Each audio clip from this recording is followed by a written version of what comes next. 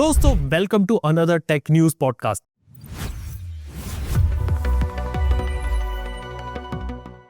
और सबसे पहले बात करेंगे जो सबसे बड़ी चीज जो हो रही है आज के समय वो हो रही है लगातार प्राइस हाइक स्मार्टफोन्स का। यानी कि अक्सर हमने सुना था कि प्राइस हाइक आपका जियो, एयरटेल, वोडाफोन, आइडिया सब अपने टेलीकॉम कंपनीज रिचार्जेस महंगे कर देते हैं, लेकिन आज के समय में हो रहा है जो फोन यहाँ पे पहले लॉन्च हो चुके हैं उनके प्राइसेस 1000-2000 रुपए बढ़ाए जा रहे हैं। यानी कि ऐसा रूमर कहा जा रहा है कि ऑलमोस्ट 50,000 रुपीज के ऊपर प्रीमियम जा सकती है OnePlus 15R की। सैमसंग के ए सीरीज के जो फोन थे वो ऑलरेडी 1000 से लेकर 2000 रुपए ऑलरेडी महंगे हो चुके हैं। और जो नया लॉन्च हुआ है गैलेक्सी S26 और S26 अल्ट्रा की कीमत भी हायर साइड में, यानी कि S26 जो बेस मॉडल है वो 86,999 का है। और टेक्निकली बात की जाए तो इसे सस्ते में आप iPhone 17 यहाँ पे ले सकते हो। और हाँ, 1 TB का गैलेक्सी S26 अल्ट्रा की कीमत यहाँ पे 1,89,999 होती है, जो कि बहुत ही ज्यादा सरप्राइजिंग चीज है। क्योंकि मार्केट के अंदर पहले ये होता था कि एक नया फोन जब आता था तो शायद मान लो कीमत ज्यादा है लेकिन डिस्काउंट ऑफर अच्छे मिलते थे। लेकिन अब क्या हो रहता है कि शुरुआत में फोन महंगा है और कुछ महीनों के बाद उसकी कीमत और ज्यादा बढ़ा दी जाती है। पहले ऐसा लिमिटेड फोन के साथ हुआ करता था, आमतौर पर फोन की कीमत 1-2 महीने के बाद कम या 1,500 रुपए थोड़ी कम हो जाती थी, फिर डिस्काउंट आपको मिलता था तो लोग उसे खरीदते थे। आज के समय में क्या फोन लॉन्च होगा 1-2 महीने आप रुक जाइए, उसके बाद उसकी कीमत होगी।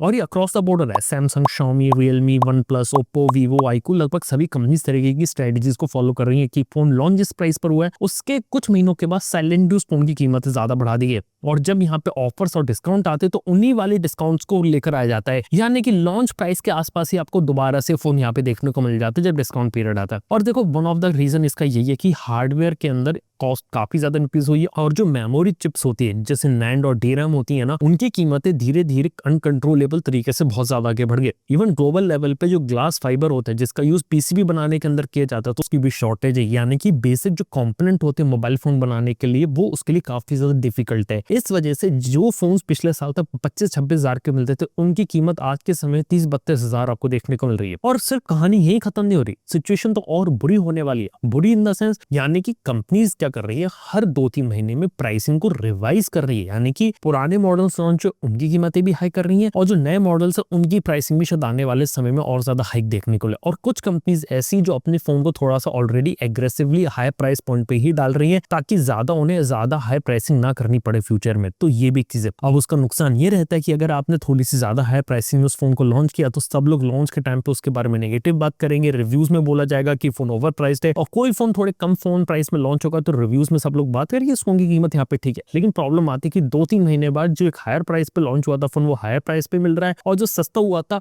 वो भी ज्यादा कीमत है उससे ज्यादा हो गया, तो वहां पे कंपनीज इस तरीके से खेल रही है। तो ये एक काफी फंडामेंटल चीज है जो 2026 में कंटिन्यूअस ट्रेंड है और एक न्यू नॉर्मल समझ गया कि मोबाइल फोन लॉन्च होगा तो 2-3 महीने बाद उसकी कीमतें यहाँ पे बढ़ती रहेंगी। और हर क्वार्टरली जो प्राइसिंग रहती है काफी फ्लक्चुएट कर रही है क्योंकि एक मोबाइल फोन को टोटल बनने में 8 से 9 महीने लगते हैं और लगभग 3 क्वार्टर का इसमें टाइम लगता है। हर क्वार्टर में इनको ऑर्डर देना होता है चिप्स और मेमोरी का, जिस वजह से हर क्वार्टर के लिए इनके पास स्टॉक आता रहता है। तो डेफिनेटली ये क्वार्टर खत्म जब होगा मार्च में और अप्रैल में की हम बात करेंगे तो शायद प्राइसिंग और ज्यादा फ्लक्चुएट है और ज्यादा हाइक कर चुके, ये एक चीज है। और हर एक कंपनी इससे आज के समय कहीं ना कहीं अफेक्ट हो रही है, ये बात हम जानते हैं क्योंकि एंड्रॉइड फोन के अंदर स्पेशली मार्जिन्स काफी ज्यादा कम होते हैं। और जो सबसे बुरी चीज अफेक्ट करी है ना वो कर रहा है बजट को, यानी कि जहां पहले एंट्री लेवल फोन 10,000 के नीचे अच्छे मिल जाते थे तो वो तो ऐसा खत्म होने वाला है 2026 में। 10,000 से 20,000 रुपए आप समझे कि बजट फोन्स रहेंगे आपके। 20,000 से 30,000 आपका लोअर मिड रेंज कैटेगरी रहेगी, 30,000 या 35,000 न्यू मिड रेंज होकर अपर मिड रेंज कैटेगरी 40,000 से 50,000 रहेगी। और 60,000 से आप थोड़े अच्छे फ्लैगशिप या फ्लैगशिप कलर वाले फोन एक्सेप्ट करेंगे और जो प्रीमियम फ्लैगशिप कैटेगरी के जो फोन होंगे वो 1 लाख रुपए के पर कीमत हो सकती है। इवन एक प्रेडिक्शन ये भी कहता है कि 8 Elite Gen 6 और 8 Elite Gen 6 Pro जैसी दो नई चिप आने वाली है तो कम से कम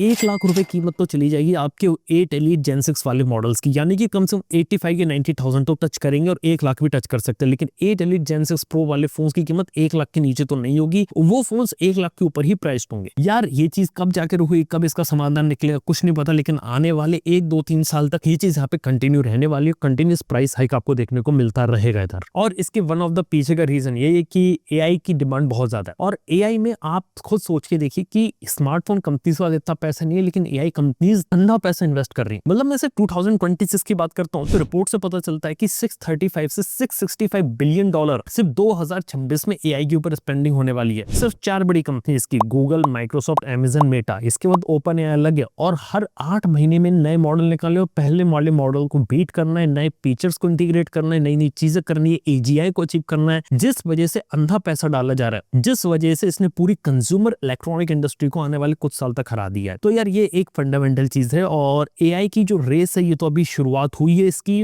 अभी देखा जाए तो क्लाउड बेस्ड एआई, अभी ऑन डिवाइस एआई हार्डवेयर की रेस भी आने वाली है, एआई बेस्ड सॉफ्टवेयर की रेस आने वाली है, एआई ऑपरेटिंग सिस्टम की भी रेस आने वाली है, हर जगह एआई की रेस आने वाली है। और मैं आपको एक बात बता रहा हूँ कि जो एआई फोन नाम से आज के समय में जो फोन्स मिल रहे हैं ना, 2-3 साल बाद कहानी बदल जाएगी। चलो इसका अच्छा एग्जांपल बताता हूँ सैमसंग का लेके। सैमसंग का Samsung Galaxy S26, S26 plus और S26 अल्ट्रा लॉन्च किया, यानी कि S26 लाइनों को प्रमोट किया जा रहा है एआई फोन से। अब बात बताऊं एआई फोन के नाम पे इनमें क्या है, एक नाउ नज और एक ब्रीफ नाम का फीचर है। नज यहाँ पे ये काम करता है कि बाकी सारी ऐप से डेटा इंफॉर्मेशन कलेक्ट करके आपको सामने प्रेजेंट करता है और ये दिखाता है कि रियल टाइम में कि अगर आप कहीं बाहर जाने वाले हो तो वेदर कैसा रहेगा, ट्रैफिक कंडीशन कैसी रहेगी, बिना कुछ ऐप खोले। और उसको पता कोई मीटिंग शेड्यूल है कहीं पे तो आपको पहली वेदर रिपोर्ट आपकी लॉक स्क्रीन पे दे देगा। तो इस तरीके की चीज है। ब्रीफ क्या है कि अलग अलग ऐप से डेटा कलेक्ट करके आपको एक ब्रीफ समरी यहाँ पे दे देगा। इसके साथ गूगल जेमिनी और परप्लेक्सिटी का इंटीग्रेशन उन्होंने अपने बिक्सबी में किया ताकि बिक्सबी को थोड़ा बेटर किया जा सके, ये बात है। और हाँ,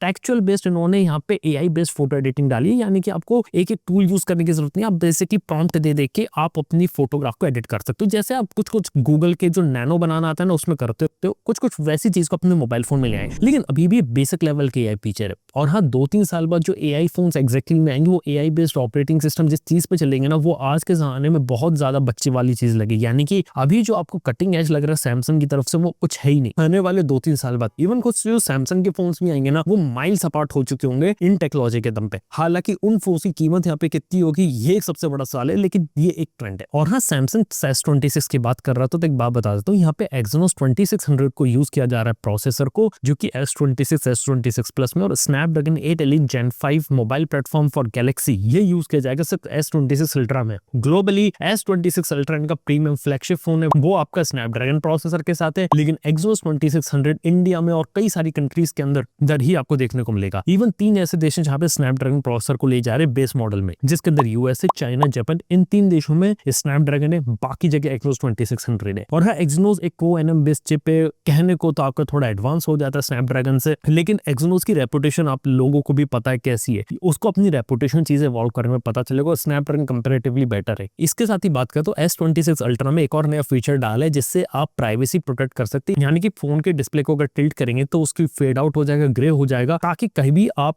कोई पासवर्ड वगैरह टाइप कर रहे हो, कोई इंपॉर्टेंट इन्फॉर्मेशन देख रहे हो तो बगल वाला आपके फोन के ऊपर नजर डाल के आपकी सारी जानकारी यहाँ पे ना ले ले। तो इस तरीके की चीज को डाला गया है। हालांकि ये चीज ऑलरेडी एक टेम्पर्ड ग्लास के रूप में अवेलेबल है। यहाँ पे मार्केट में 50 रुपए के ऐसे प्राइवेसी प्रोटेक्टर वाले स्क्रीन प्रोटेक्टर मिलते हैं, जिसको आपकी स्क्रीन पे लगाना है, जिसमें साइड में होती है वो इनविजिबल हो जाएगा। हालांकि सैमसंग ने इस चीज को अपने डिस्प्ले और सॉफ्टवेयर में डाले तो ये कुछ एप्स के साथ भी काम कर सकते हैं। बैंकिंग ऐप वगैरह अगर आप यहाँ पे ट्राई कर रहे हो तो उसके अंदर एक काफी इंटरेस्टिंग फीचर हो सकता है। लेकिन इसका नेगेटिव इंपैक्ट डिस्प्ले पे पड़ा है कि डिस्प्ले उतना ज्यादा ब्राइट नहीं लगता, उतना वाइब्रेंट नहीं लगता है जितना पुराने सैमसंग के अल्ट्रा फोन्स यहाँ पे लगते थे। तो ये एक चीज है। इसके साथ ही बात करें तो कुछ सेमीकंडक्टर रिलेटेड न्यूज आ रही है कि इंडिया में अब आज के समय में 4 जो सेमीकंडक्टर प्लांट्स रहते हैं वो ऑलरेडी काम करना शुरू कर देंगे 2026 में ही। यानी कि माइक्रॉन जो रहता है वो असेंबली पैकेजिंग शुरू कर देगा DRAM वाली चिप्स की, जो बहुत अच्छी चीज रहती है। इसके अलावा टाटा इलेक्ट्रॉनिक्स को 28 nm की चिप्स का मास मैन्युफैक्चरिंग 2026 के एंड में शुरू कर देगी। इसके अलावा और भी कंपनीज जो यहाँ पे काम करेंगे, तो एक सेमीकंडक्टर में काफी अच्छा काम हुआ है। इसके अलावा बात की जाए तो HCL और फॉक्सकॉन का भी एक सेमीकंडक्टर प्लांट जो लॉन्च होने वाला है यूपी के अंदर, तो वो एक अच्छी चीज है। और ग्लोबल और बात करें ना तो यहाँ पे ग्लोबल मैन्युफैक्चरिंग हब यहाँ पे बन रहा है। इसके अलावा बात करें तो कुछ इंटरेस्टिंग न्यूज यहाँ पर है कि एप्पल वाले फाइनली वो अपनी जो मैन्युफैक्चरिंग होती है धीरे धीरे वापस यूएसए के अंदर ले जा रहा है। One of the first product जो यूएसए के अंदर बनाएंगे वो होगा उनका मैक मिनी। हालांकि बात यह है कि यूएसए आज के समय ज्यादा चीजें इंपोर्ट करते हैं। इवन हम लोग जो इंडिया रहता है, इंडिया से जो चीज सबसे ज्यादा एक्सपोर्ट यूएसए में की जाती है ना, वो उनका आईफोन रहता है। और ये चीज शायद उनके प्रेसिडेंट को इतनी ज्यादा पसंद नहीं आती, इस वजह से वो सारी चीजें इन हाउस लाना चाहते हैं। लेकिन डेफिनेटली बात है कि शायद इस चीजें नाम के लिए, क्योंकि आज भी यूएस में मैन्युफैक्चरिंग करना बहुत ज्यादा एक्सपेंसिव है, वहां पे वैसा टैलेंट है नहीं जैसा कई बार आपको इंडिया में देखने को मिल जाता है। और इंडिया में एक अच्छी बात है कि फैब्स वगैरह भी ओपन हो रहे हैं। लेकिन इसके साथ ही यहाँ पे ये भी बात चल रही है कि धीरे धीरे इंटेल के साथ भी एप्पल वाले काम करेंगे। TSMC की फैब्स वहां पे लग रही है ताकि जो चिप्स बनेंगी वो वहां पे मेड इन यूएसए भी।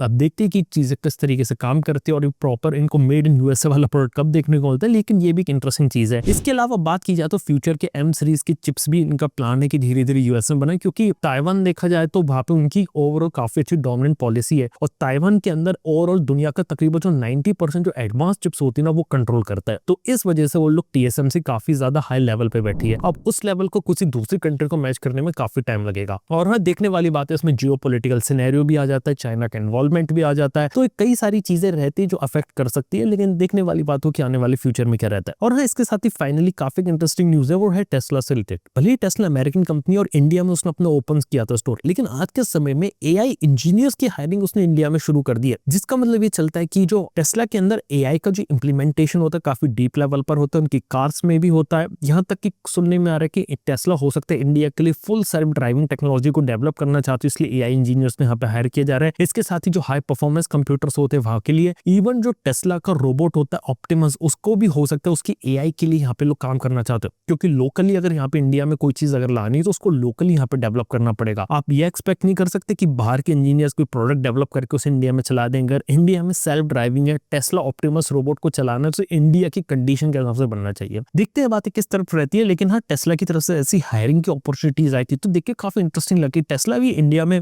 धीरे धीरे यहाँ पे हायरिंग कर रही है। देखते हैं यहाँ पे आने वाले फ्यूचर में क्या रहता है। तो दोस्तों यार, ये थी इस हफ्ते कुछ इंटरेस्टिंग टेक न्यूज जो मैंने आपके साथ शेयर करी। बाकी थैंक यू बने रहने के लिए। मैं आपसे मिलता हूँ अपने नेक्स्ट पॉडकास्ट के अंदर। Good bye.